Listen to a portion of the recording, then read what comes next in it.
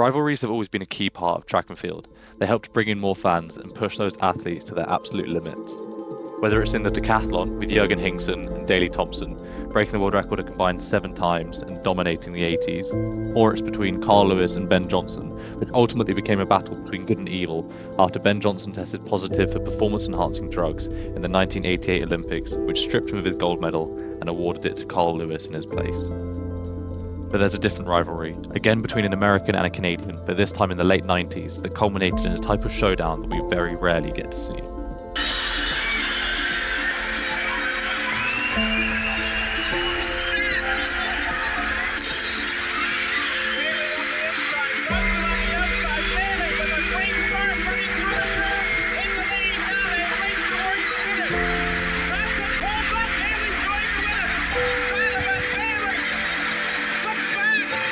Donovan Bailey versus Michael Johnson, the 100 metres versus the 200 metres.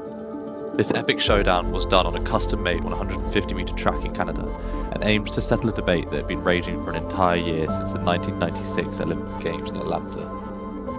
Following Michael Johnson's historic 200-metre victory, smashing the world record by 0.34 seconds, he was dubbed the world's fastest man, a title that's usually given to the 100-metre champion, not the 200-metre champion. Now, let's give this world record some perspective. So this graph shows the percentage improvement every time a world record was broken, dating back to 1960. And then this is where Michael Johnson fits in, with his 19.32 performance. This is easily the greatest improvement of a 200-metre world record ever, with 1.7%. Just for reference, here is where Usain Bolt's world records fit in, with just 0.1% and 0.6% improvement. Now you can see why Michael Johnson was named the world's fastest man. In the end, this race settled absolutely nothing. Michael Johnson pulled up, Donovan Bailey felt it was a hollow victory, and a rematch was never run. But in the 27 years since, we have never seen an event like it. Battle it all here. Carsten versus Mondo. Until now. Duplantis gets the best start as expected, but Varholm is right there with him. Duplantis is not giving this up though. Varholm tried to chase him down, but Duplantis continues to go away. Duplantis gets it. After a wait of 27 years, we've finally got another showdown between two huge names of track and field. Mondo and Carsten race each other over the 100 metres, a distance which neither had raced for a number of years. With this race giving us all the bits that make track and field so watchable, such as the behind-the-scenes footage paired with the fact that it finally felt like track and field had listened to its fans, provided an event that people really wanted. You can see why people are now looking for the next showdown between two athletes. My clear personal favourite for the next showdown has got to be some throwers racing over a 60 metre. Now close your eyes and imagine these 6'5", 120 kilo men barrelling down a track racing each other. Now open them. This is Roger Stoner and Rajendra Campbell, the discus Olympic champ and the shot put Olympic bronze medalist, racing over a 30 metre. I think we can all agree that these guys are a lot faster than we give them credit for. How can you not want to see more of this kind of stuff? But the showdown most people are talking about is between Femke Bol, the indoor world record holder for the 400 metres and 500 metres, who said that she wants to go head-to-head against the indoor 600 metre world record holder Keely Hodgkinson, who is also the 800 metre Olympic champion. At a press conference before the Brussels Diamond League this year, Femke Bol was asked who she'd want to race against and over what distance, to which she replied this. I would actually love to run with Keely Hodgkinson at 600. We're good friends, but it's a bit far, so I have to think that through really well. Now I'll admit that at first glance this does seem like a walk in the park for Keely. After all, 600 metre world record holders have always been 800 metre runners, not 400 metre runners. But by the time you finish this video, I think you'll agree with me that this might just be the perfect distance for them to race. To me, the best way to decide if this is a fair race is to project a 600 metre time for Femke and then compare it to Keely.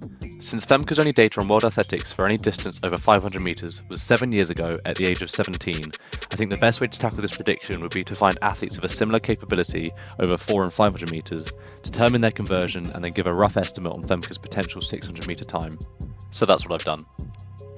I've scraped the data from World Athletics to give me a list of all athletes that do not appear on the all-time list for the 800 metres, but that do appear on the all-time list for the 400 metres indoors, the 500 metres indoors and the outdoor 600. Theoretically, this would show us all of the athletes that are specifically 400 metre runners, but have run a competitive 600 metres. Since Femke is the world record holder in the 500 metres as well, I've added this as a requirement to help narrow down the group.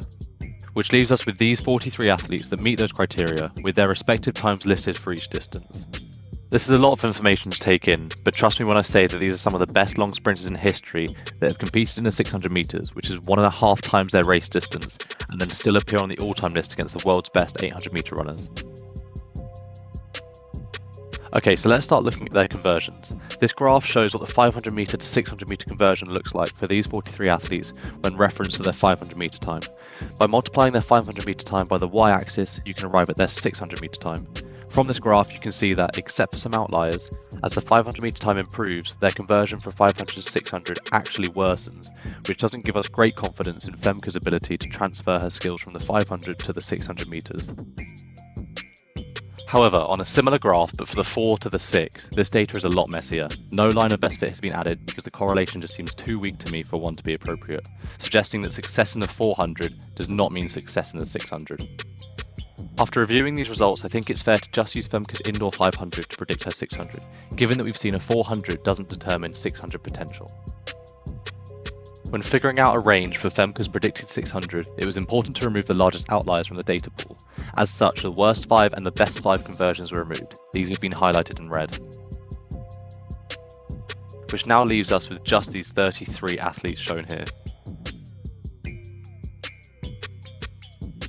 For this group, the worst conversion was 1.2893, the average was 1.2593, whilst the best was 1.2237. These conversions give us predicted times of 84.62, 82.65 and 80.31 respectively.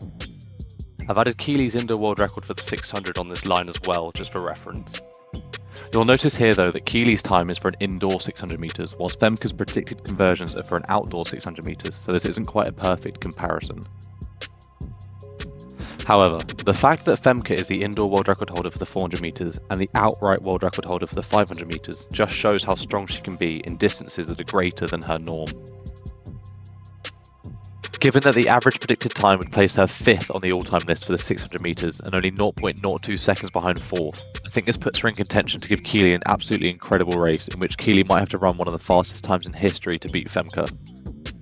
At the end of the day, predicted times can never be 100% accurate as there are so many factors to consider, but I do think that Femke's average predicted time of 82.65 seconds has got some weight to it. In the end, we'll just have to wait for the real race next year to see what both athletes are capable of. Until then, it's all just speculation and I cannot wait to see what goes down.